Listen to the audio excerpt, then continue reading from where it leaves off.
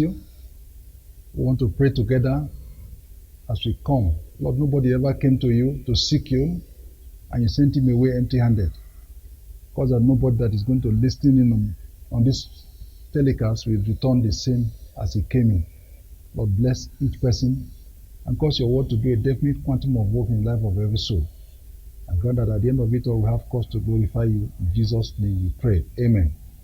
We go straight to chapter 10 of Genesis. It's been a journey, but let's keep going. We set out to enjoy the Bible. And the Bible starts with Genesis, goes to Exodus, it goes to Leviticus, it goes to Numbers, it goes to Deuteronomy, and then to Joshua, to Judges, to Ruth, and so on until you come to the New Testament, Matthew, Mark, Luke, John, Acts of the Apostles, Romans, Corinthians 1, Corinthians 2, Galatians, Ephesians, Philippians, Colossians,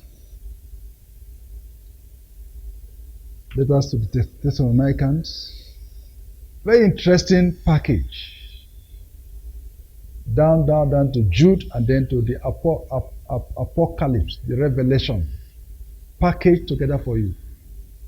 Contains history, contains the Pentateuch, contains wisdom, contains prophecies, contains letters, epistles, contains the biography of our Lord Jesus Christ, the Synoptic Gospels, contains God's mind. God's mind. When I read the prophets, when I read the Psalms, when I read the Proverbs, when I read the Ecclesiastes, when I read the Song of Solomon, the wisdom books, there are 66 books in the Bible. There are several Bibles that contain some extra biblical books. But the Christian canon, what is recognized as the Bible, authenticated by the early fathers, are the 66 books. They are the ones that meet the standard. And they are the ones that God has given to you as a present. You don't need to go outside them. Friend, when last did you enjoy yourself in the Bible?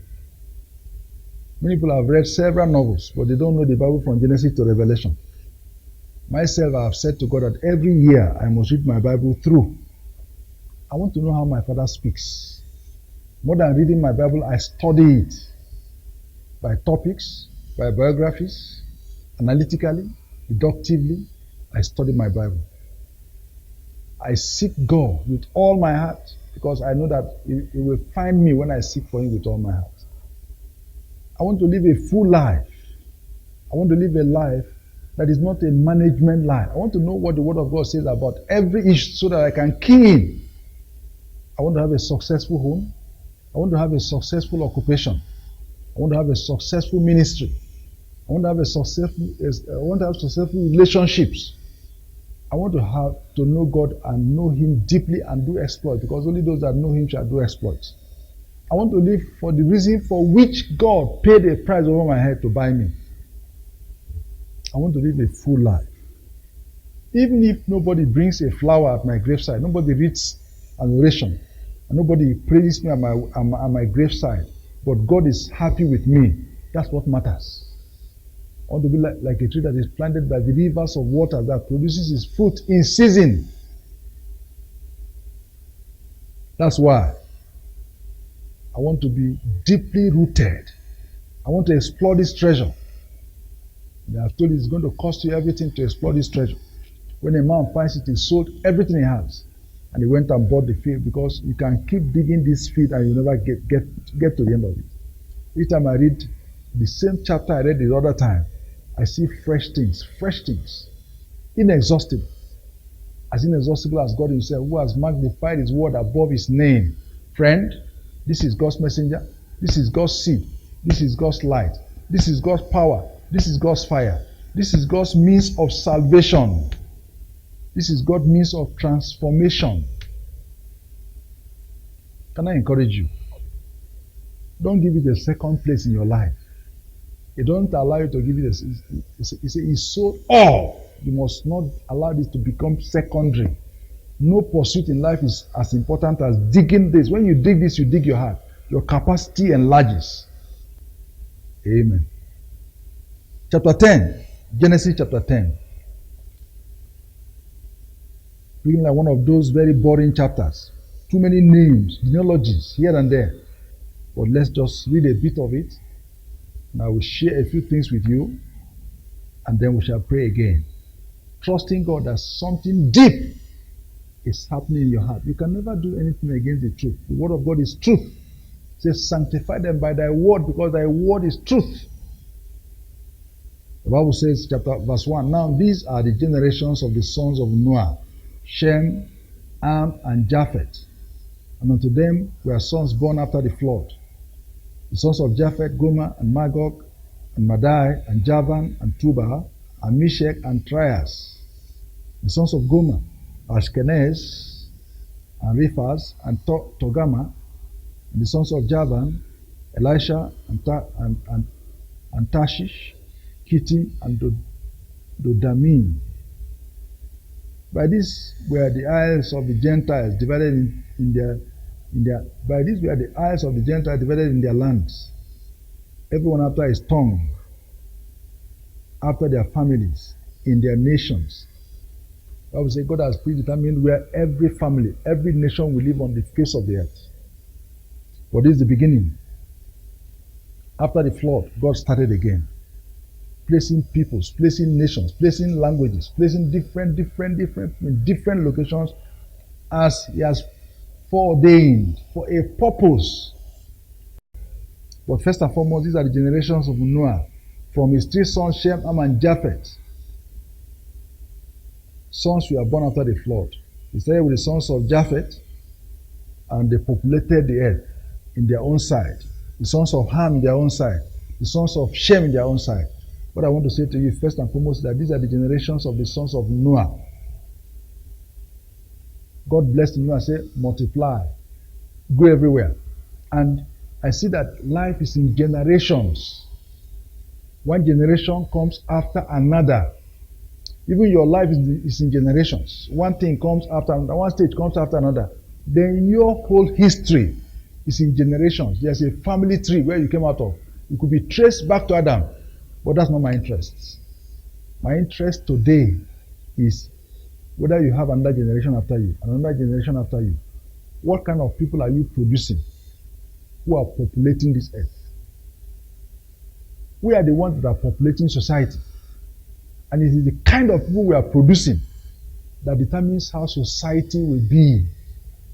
If we produce drunkards, if we produce polygamists, if we produce immoral people, that's how society will look. Now, I was going to say to you that God has a plan and a purpose. And let me just read it for you in case you have not been let into the purpose of God. For everybody who is born again, God paid a price. And God has a purpose. God has a reason and a plan for your life. For your life. And I thought I should tell you that, and you will see it in the book of Romans, chapter 8. And I will read it for you. Verse 28.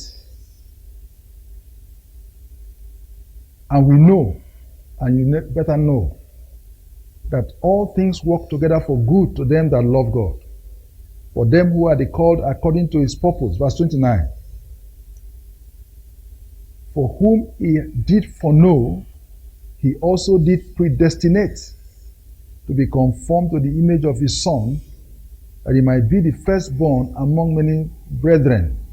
Moreover, whom He did predestinate, whom them He also called, and whom He called, them He also justified, and whom He justified, then He also glorified. Friend, this is the purpose of God for this earth. He said, multiply, fill the earth, and subdue it. There's a kind of people God wants to populate the earth. Unfortunately, the devil also is populating the earth with his own people. The Bible says when the husbandman planted good trees, the enemy went and planted tares. The earth is being populated by God's planting and the devil's planting. And the devil wants just to confuse everything. But I see the Bible said, that we should know that God is doing some work. God is working out a purpose in your life. Using every means. In all things, God is working together for good to them that love Him, who are the called according to His purpose. What is God's purpose? For whom He did foreknow, He also did predestinate, that such people may be conformed to the image of His Son, that He might be the firstborn Son among many brothers. That is God's plan. That is God's purpose, that Jesus may have many brothers who are looking like Him all over the earth, in all nations. That is the purpose of it. That's why we are here. Starting from my biological children, everyone that comes around my life, I should look like Jesus, they should look like Jesus. That's God's purpose. That's God's plan. God wants to fill the earth with righteous people, good people. Not merely good, but people who, because no man is good, people who are talking like Jesus, people who are thinking like Jesus, people who are relating like Jesus, people who are speaking truth. People who love even those who hate them. People who are going to be good husbands. Friend, Noah produced children. What kind? We are already saying that one of them was a wicked man at heart, who uncovers his father's nakedness outside. What kind of generations are you producing? The matter of discipleship can no longer be taken lightly. It's not a slogan. It is God's mandate. It's a commanded mission. It's a commission. When you go to the army, they commission you, a commissioned officer. And you come under the authority of the commander-in-chief. And you obey his commands. We're under the command of heaven. There's a mandate over your life, friend, to train your children to look like Jesus. To train your workers to look like Jesus. To train people, to disciple them. For those He also predestinate. I'm not going to talk about these doctrines of predestination and so on and so forth, because we have not reached there yet. But God has predestined several people for several purposes, and that purpose is that they may become like. That's why He's working in your life, and everything God is doing is to make you to conform to this purpose. I thought I should tell you this. There are several parents who are not deliberately training their children. And they're going to populate the earth. These children are going to grow wild. And they're going to be the fathers of tomorrow. The mothers of tomorrow. And I keep imagining how the world has so degenerated. Our fathers and our mothers, even though some of them didn't know God very well, they were just religious, but they kept a standard. But now their own children, look at the confusion everywhere. We are going back to polygamy. People are marrying many wives again. Society is now full of unwanted pregnancies, single parents. And they are going to fill the earth. There's a battle to be fought. When I'm going on the main road and I see children who are supposed to be in school, they want to clean my windscreen. They want to sell granite to me.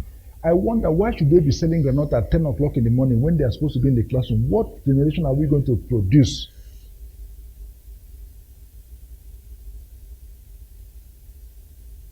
Even the schools they are going to, if those who are in school, what is the hope of this generation? What's the hope of the next generation? Sometimes I just bleed inside. At that time they say they sacked many teachers because they are not qualified to teach. They couldn't pass the exam they set for the students. And I kept wondering, where are we going? Serious nation, they take education seriously. They know what it means to be exposed to education. They know what it means to have cognitive development. They know the advantage of having that particular light, even though it's not spiritual light. Friend, I thought I should show you this again. Jesus Christ said, I will build my church. And when I build my church, the gates of hell shall not prevail against it. Pastor, that is why Jesus Christ started his church. It's not your church. Please run away from every man that says, this is my church. Because he cannot produce better than himself. But Jesus Christ said, I will build my church. And when I build my church, the gates of hell shall not prevail. Jesus is in the business of building human beings in discipleship who are going to look like him. And for such people, the gates of hell can never prevail. if the gates of hell are pushing you down every day and prevailing against you, it is simply because you are not being built up to become like him. You can't subdue the earth.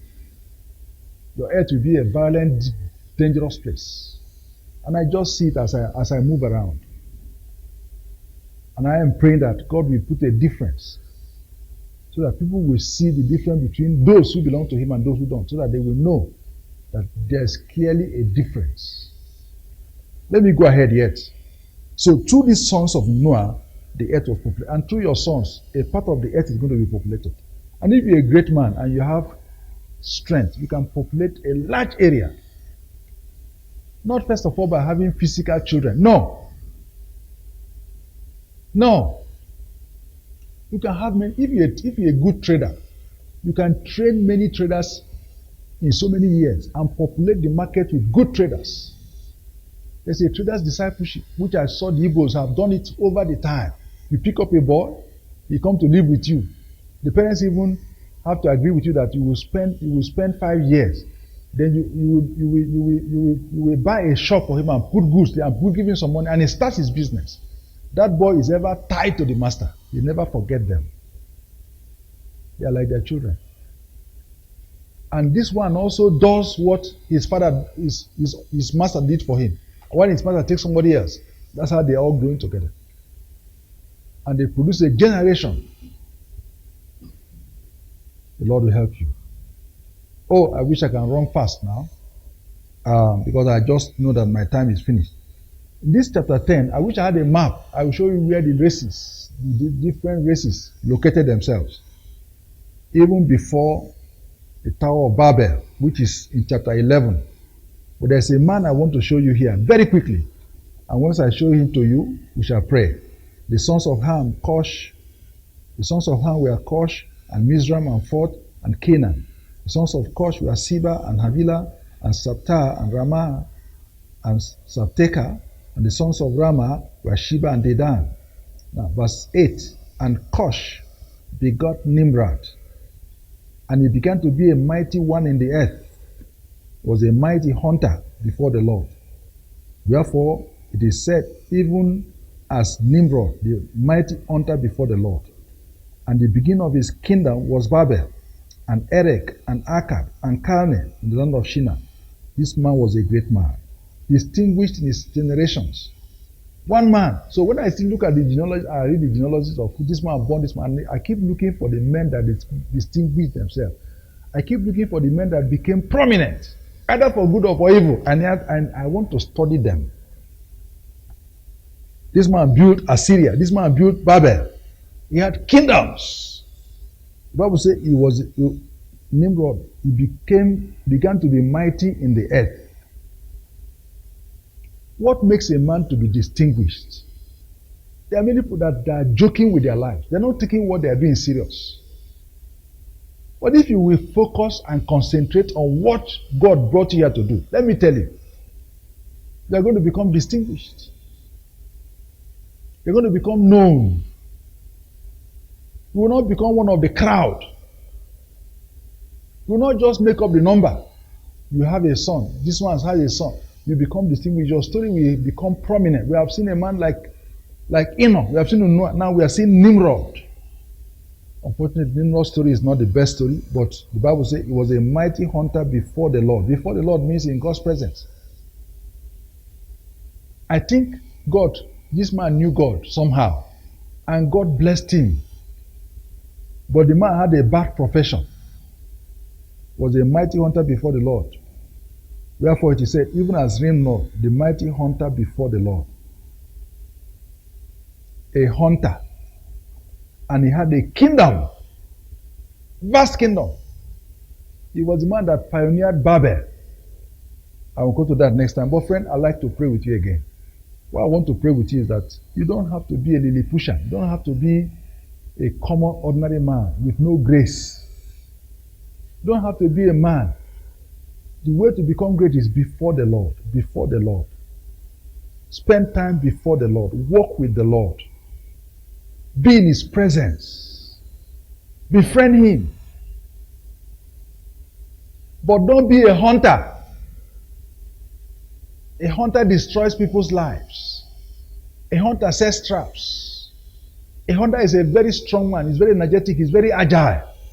But he uses that strength to do what is figuratively not a good business. Because he's destroying lives. When I see hunters, I see agile men, I see intelligent men, I see brilliant men. To catch some animals, you have to trace them. You have to, oh my God, you have to really, really go in time early in the morning. People like Esau, hunters, people like Nimrod, men of the open country.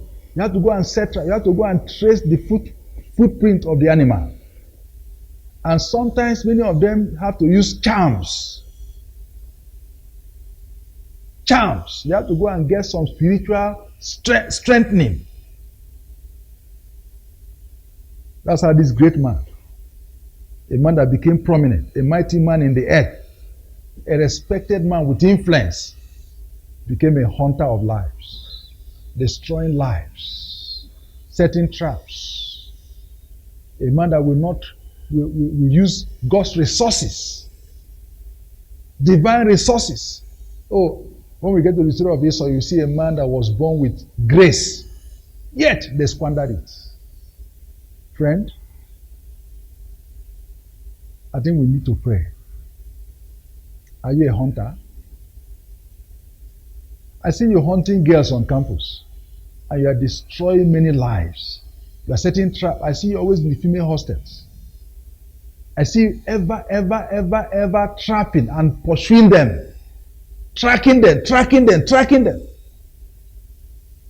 using good talk to attract them. Then you slaughter them. How many have you slaughtered, Mr. Hunter? I see you tracking people that God wanted to use for His glory. Tracking them until you caught them. Sometimes they went even inside their hole. You went and dug the hole and brought them out. And you slaughtered them. Friend, this man became prominent. I thought it was going to be for the glory of God. But selfishness will not allow you to become a great man. All your resources, some people are too brilliant. What are you using your brilliance for? Some people are quite strong and energetic, healthy. What are you using that for? All this is divine grace. Some are very good athletically. They are good footballers. What are you using all this grace of God for? What are you using your talents for? Some of you have been in God's presence before, but you have left that place to a far country. Now hunting men and women up and down. This man began before the Lord, but he ended up in the bush. Where will he end up? Are you a hunter? When you get up in the morning, do you normally spend time with God in His presence? Are you going for hunting? All hunters, they have some mysterious power. They claim that they can appear and disappear. They have some powers that is not God who gave it to them. Sometimes they go with dogs, but there's a charm around their bodies. Sometimes they say if you shoot them, or if an animal back at them, and I keep hearing this story, I say, so why must I become a hunter? Why must I destroy other lives? Young man, let your hunting be over. We need you to have a good testimony. Don't be a hunter destroying. Be a man that blesses others. Don't be a man that devours, that impoverishes. These are the hunters. They impoverish people. They devour people. They desecrate widows. They go to the house. You thought they went for prayer. They went to desecrate widows. Hunters. Can I pray with you again? How many lives are you destroying? How many lives have you hunted down? Have you left God's presence to go and be a hunter? How many lives have you destroyed with means? What they call means. Because they don't have spiritual cover. You hunt them down. Sometimes in a polygamous family, even your stepbrother, you are putting him inside bondage. Hunters who don't care for lives. I want to pray for you. Don't die a hunter. Don't use your resources that God gave you to do this kind of thing. The end will not be good for you. It's a misplacement of God's purpose for your life. Let's pray. Tell God that you are sorry. Young man, you have destroyed many girls. You have committed so many abortions, but there's hope for you. Permanent secretary, to get promotion, you have devoured many. You have destroyed lives, hunter. You are taking bribe and impoverishing people, hunters. Sex for marks, hunters. Can you turn to God? He will not be well with you if you are not at home, but you are in the bush all the time. A man of the open country. People who are irreligious, profane, they don't go far.